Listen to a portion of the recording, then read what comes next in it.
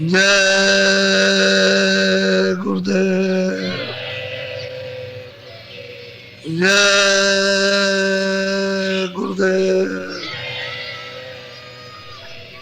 जय गुरुदेव नाम किसका, जय गुरुदेव नाम किसका, जय गुरुदेव नाम किसका।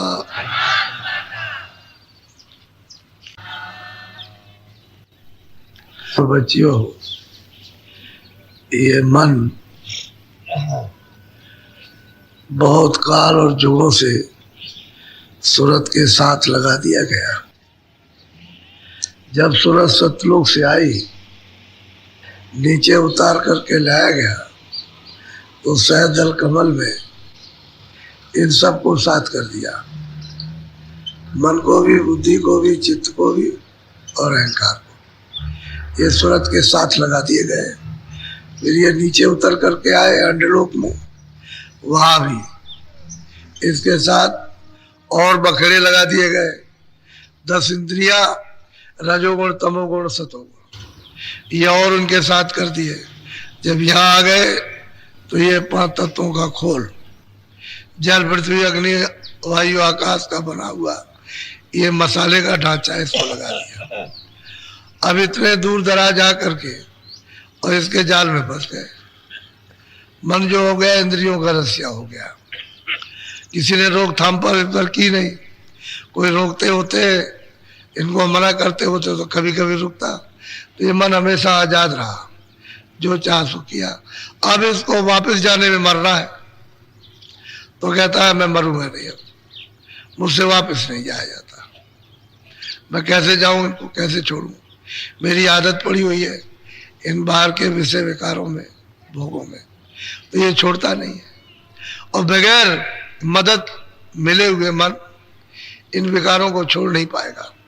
इसीलिए महात्माओं की जरूरत पड़ती है कि वहां चलेंगे, फरियाद करेंगे, प्रार्थना करेंगे, अर्जी करेंगे, कमजोरियों को बताएंगे कि हमसे भजन नहीं होता, ध्यान नहीं होता, हमारा मन नहीं लगता है, बुद्धि नहीं लगती है, चित्त नहीं लगती है। तो वो समर्थ है, उनकी दया दृष्टि हो जाएगी तो मन को रोकेंगे, बुद्धि को थोड़ा जगा देंगे, चित्त को रोकेंगे और लगाएंगे थोड़ा सा। तो मदद मांगने के लिए तो चाहिए किसी का सहारा।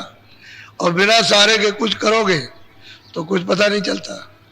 तो रामायण पढ़ते रहो, गीता पढ़ते रहो, भागवत करते रहो, पूजा करते रहो, एक पैर से खड़े रहो, व्रत करते रहो, बिना आधार के जब करते रहोगे तो मदद नहीं मिलेगी। जब चाहेगा जब ही छलांग मार जाएगा और भाग जाएगा। तो असल में मन कितने जुगों से यहाँ आया हुआ और बड़े बड़े इसके लिए साधन किए गए, लेकिन रुका नहीं।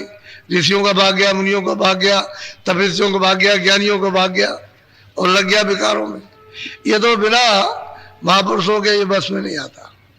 और जब वो भेद देते हैं तो नाम की चोट पड़े, शब्द की जब चोट पड़ती है तो चुप हो जाता, क्योंकि शब्द की चोट को बर्दाश्त नहीं कर सकता, तो चुप हो जाता है। फिर उसमें चोट भी पड़ती है, रस भी आता है। जब चोट पड़ेगी और रस आएगा तो उसे मीठा लगता है, तो ताकतवर हो जाता है। तब ये भोगों को छोड़ता है।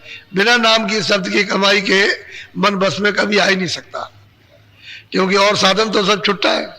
यही बस में करने का साधन है, क्योंकि इसका आधार है। नाम का आधार शब्द का, आवार आवाज का, बाजों का आधार। जब आधार से जब चलेंगे तब तो बस में हो जाएगा, और उसमें मिठास है, ठंडक है, आनंद है। और बिना आधार के बगेंगे तो कितना करते रहो, जब चाहेंगे जब ही निकल जाएगा। इसलिए लोगों का मन नहीं रुकता।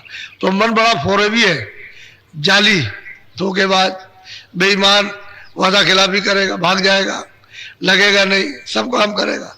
तो ये फरियाद करते रहते हैं गुरु के पास जा करके कि हम नहीं लगता है, ये भागता है, बड़ा परेशान किए हुए, ये को दया कर दीजिए, कुछ कृपा कर दीजिए। तो फिर धीरे धीरे धीरे धीरे वो सत्संग का मोया बचनों का लगा करके इसको जब सुनाते हैं तो फिर धीरे से मतलब महीन होता है। ये मोटापन इसका जाएगा तो मन महीन कर लीजिए। कहते हैं इसको महीन को शब्द सुना सुना कर इसको महीन कर लो, तब शब्द में लगेगा, क्योंकि शब्द उससे भी ज्यादा महीन है, उससे भी ज्यादा बारीक है। तो वैसे शब्द की चोट सहन नहीं कर सकता और उसे मतलब ये है कि सुन नहीं सकता, तो मन को थोड़ा बहुत बाहर से महीन किया जाता है, इसको घिसा जाता है, जैसे चटनी बनाई जाती है ऐसे ही। जब ये घिस जाता है तो फिर लग जाता है, तो समय लगता है उसमें। कृपा हो जाए गुरु की तब तो देर देर नहीं लगे, लेकिन धीरे धीरे वो जबरदस्ती नहीं करते, नहीं मेरे को मार पीट करके सब करके मतलब शक्ति करके उसको ठीक कर दे, लेकिन वो फिर दयाल अंग नहीं रहता, उसमें काल अंग रहता है, और काल अंग में रहकर दयाल में नहीं जा सकते वहां। तो इसलिए महापुरुषों के पास दयाली अंग रहते हैं, दया ही करते रहते, धीरे धीरे धीरे धीरे धीरे धीरे दया कर देते, कृपा हो जाती है तभी लगने लगता है। जय गुरुदेव, जय गुरुदेव, जय गुरुदेव। नाम किसका? जय गुरुदेव।